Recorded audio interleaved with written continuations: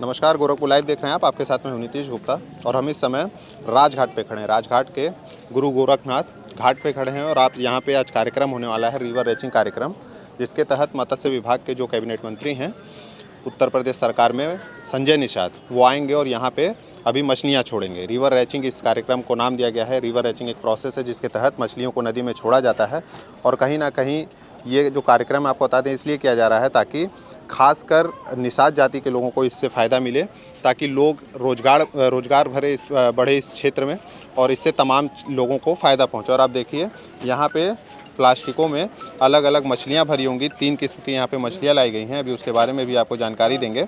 और यहाँ पे आप देखिए कि हर प्लास्टिक में आपको यहाँ पे मछलियाँ दिख रही होंगी, छोटी मछलियाँ हैं। अभी इनको राप्ती नदी में डाला जाएगा और फिर ये कुछ महीनों बाद जब बड़ी होंगी, इनकी प्रजातियाँ और बढ़ेंगी तो फिर लोगों को इससे फ़ायदा होगा।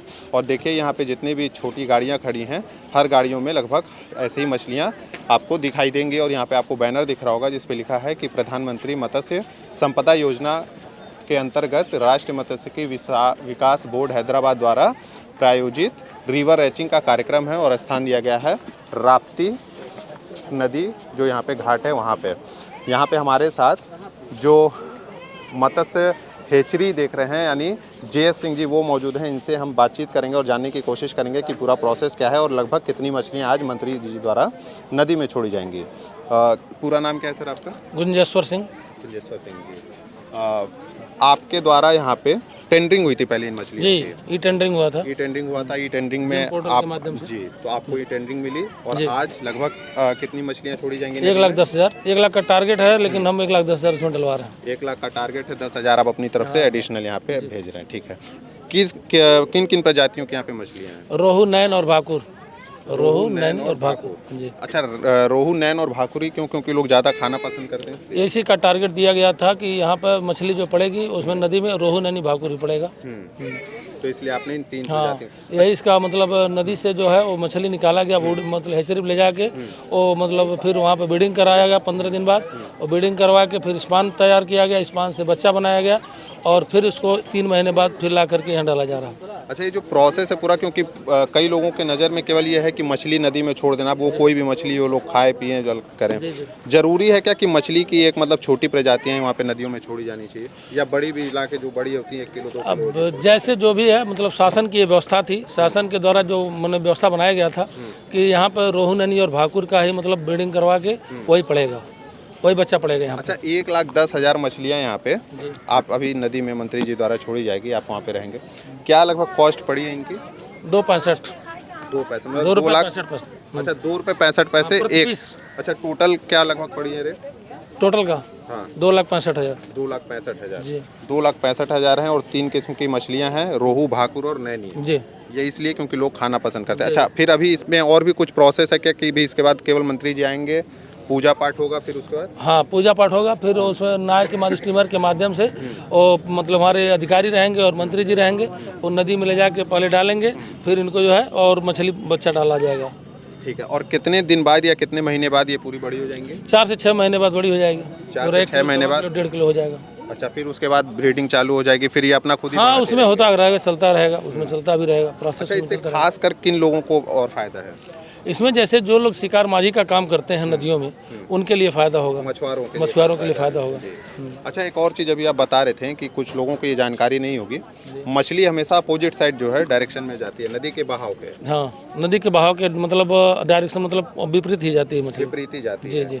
तो यानी अभी हम यहाँ पे राप्ती नदी में गोरखपुर छोड़ रहे हैं, तो ये माना जाए कि अब ये डोमिनगढ़ या फिर और आगे उधर बस्ती। अब इसी के साथ साथ चूँकि पूरे प्रदेश में व्यवस्था लागू है, ये पूरे प्रदेश में शासन की व्यवस्था है कि सभी नदियों में बच्चा डाला जाएगा, तो ये चीज़ जो है, जैसे लोग मानते हैं कि नहीं समुद्र में चला जाएगा, ऐसा नहीं है कि समुद्र में ही चला जाएगा। चूँकि अगर इतना जो टेक्नोलॉजी इसमें डेवलप होगा, इसमें टेक्नोलॉजी डेवलपमेंट हुआ होगा कि नदी में ही रहेगी बच्चा, और हमेशा जो है नदी के बहाव के विपरीत जाती है, तो नदी में ही मछली रहेगी और बड़ी होगी, और जो मछुआरे हैं उनके मतलब एक आजीविका का साधन बनेगा, और इसके साथ साथ हमारे यहाँ का प्रोडक्शन भी बढ़ेगा। अच्छा, रिवर रैचिंग का जो प्रोसेस है, ये आप ऐसे मछलियाँ तो डायरेक्ट किसी नदी में डाल नहीं देते होंगे या किसी तालाब में? उसके लिए पहले आप नदियों को देखते होंगे कि हाँ उस लायक मछलियों के रहने के लिए वो ऐसा वातावरण है या वैसा पानी है या नहीं है? हाँ वो सब देखते हैं हर चीज़ देखते जी, हैं। देखते हैं। अच्छा, मतलब ये जो 3 किस्म की मछलियां हैं उनके लिए ये जो अभी हमारा राप्ती नदी है वो बेहतर है, वो ऐसा वातावरण है। वो पूरे प्रदेश में यही व्यवस्था है, पूरे प्रदेश में इन मछलियों को रहने की व्यवस्था सही है। हाँ, और मछलियाँ जो सिल्वर वगैरह उसमें इसमें नहीं पाई जाती हैं, सिल्वर वगैरह मतलब नहीं चल पाती है इसमें। रोहू, नैनी और भाकुर ही मछली जो है नदी में रहती है, उसी का लोग शिकार करते हैं ज़्यादा आप से। इसी से जुड़ा काम करते हैं, आपसे एक जानकारी लेना चाहेंगे।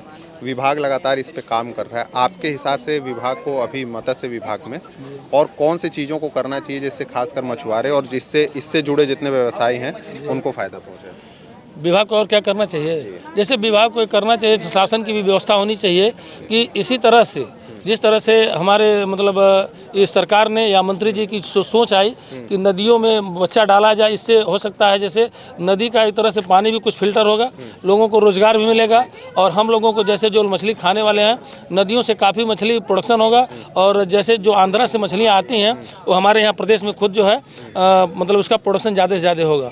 और अभी जैसे हमारे मंत्री जी की सोच है या शासन की भी सोच है कि हमारा प्रदेश भी जैसे आंध्र प्रदेश की तरह मत्स्य पालन में 1 नंबर पे आ जाए, दूसरे नंबर आप लगातार इस क्षेत्र से जुड़े हुए हैं, मछली खाने वालों की संख्या घटी है पहले की तुलना में कि बढ़ी है? नहीं, मछली खाने वाली संख्या बढ़ी है। बढ़ी है। बढ़ी है।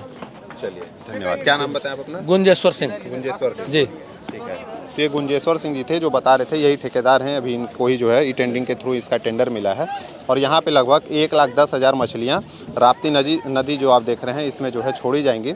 अभी कैबिनेट मंत्री संजय निषाद यहाँ पे आएंगे, जिसके बाद यहाँ पे पूरे तरीके से विधि विधान के साथ पूजा अर्चना के साथ यहाँ पे 1,10,000 लगभग मछलियाँ छोड़ी जाएंगी। और जब हमने इनसे रेट पूछा तो ये बता रहे थे लगभग 2,65,000 रुपये की लगभग मछलियाँ पड़ी गई हैं। और ये देखिए नाव को पूरी तरीके से सजाया गया है, इसी बोट पे संजय निषाद आएंगे और जो तमाम मछलियां आप देखें हैं वहाँ पे पैकेट में उनको यहाँ पे रखा जाएगा और फिर इसी राप्ती नदी में छोड़ा जाएगा। आप देखें, अगर इस बैनर पे दिखाएं तो बैनर पे बाकायदे लिखा हुआ है कि कौन सा कार्यक्रम है और जिसके तहत यहाँ 1,10,000 मछलियों को छोड़ा जाएगा।